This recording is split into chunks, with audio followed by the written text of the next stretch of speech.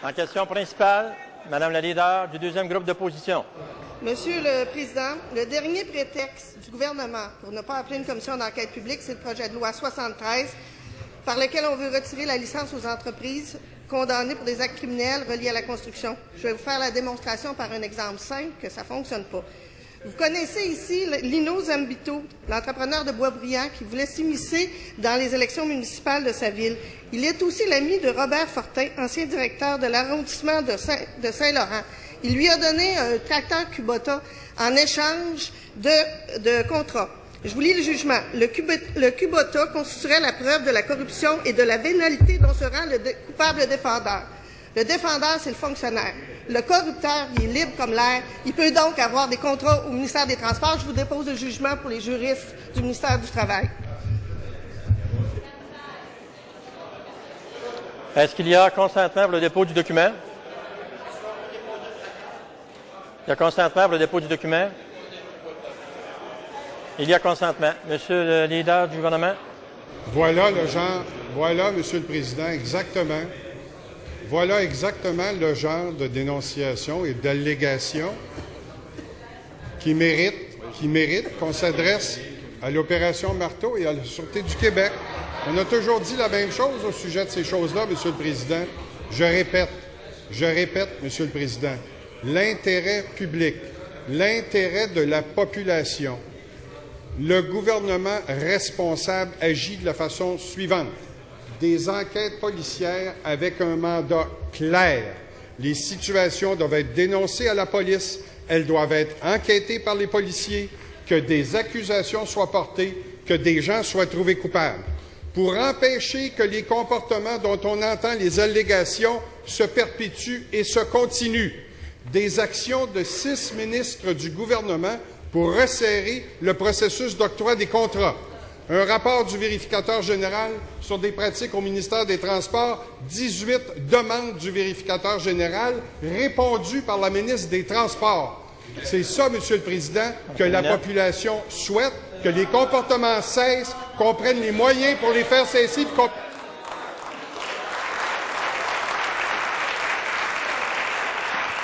En complémentaire, Madame la leader du deuxième groupe d'opposition. J'en reviens pas, Monsieur le Président. Un ancien procureur de la Couronne et ministre de la Sécurité publique qui appelle ça des allégations, un jugement de la Chambre criminelle et pénale. Écoutez, je vais vous faire une autre démonstration que le projet de loi 73 ne fonctionne pas. On a prévu que les prêteurs d'argent qui ont fait une infraction reliée au monde de la construction ne peuvent pas prêter de l'argent. Marvin Casper-Ouimet, là, le S le plus recherché, ses antécédents sont en trafic de drogue. Il va pouvoir passer à des entreprises parce que ce n'est pas relié au monde de la construction. Donc, c'est inutile, ce projet de loi. Monsieur le ministre du Travail. Monsieur le ministre du Travail. Monsieur le Président. S'il vous plaît.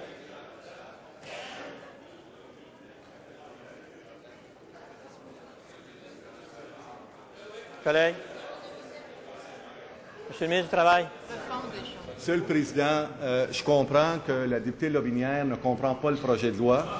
Pourquoi?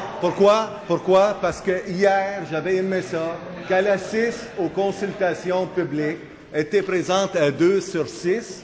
Si elle était là tout le long, elle comprendra c'est quoi le principe de prêteur. Le principe de prêteur, Monsieur le Président, c'est qu'il faut qu'il y ait une accusation criminelle liée à l'exercice du prêteur.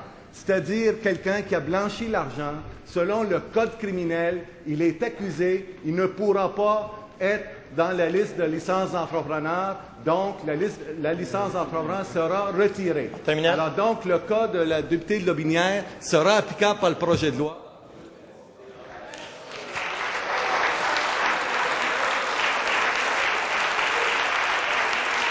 En deuxième complémentaire, Madame la leader du deuxième groupe d'opposition. Monsieur le Président, qui sont intéressés à blanchir l'argent? Les personnes qui en reçoivent malhonnêtement. On va dire les vraies choses, les trafiquants de drogue. Leurs antécédents sont en matière de stupéfiants. Pas en matière de construction, en matière de stupéfiants. Donc, s'ils n'ont pas eu d'accusation de blanchiment d'argent, ils vont toujours pouvoir continuer à passer prêter au milieu de la construction de façon impunée, parce que leur crime n'est pas relié à la construction. Monsieur le ministre du Travail. Monsieur le Président, je veux juste clarifier ce que le projet de loi dit. Le projet de loi qui est déposé à la table, on parle de conception, la conception de prêteur.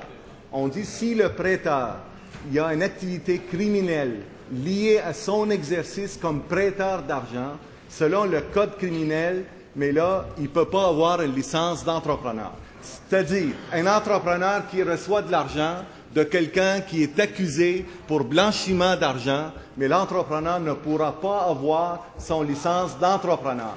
Alors, si c'est clair, je demande à la députée de Lotbinière d'avoir son appui, bien sûr, sa présence et son appui pour le projet de loi 73.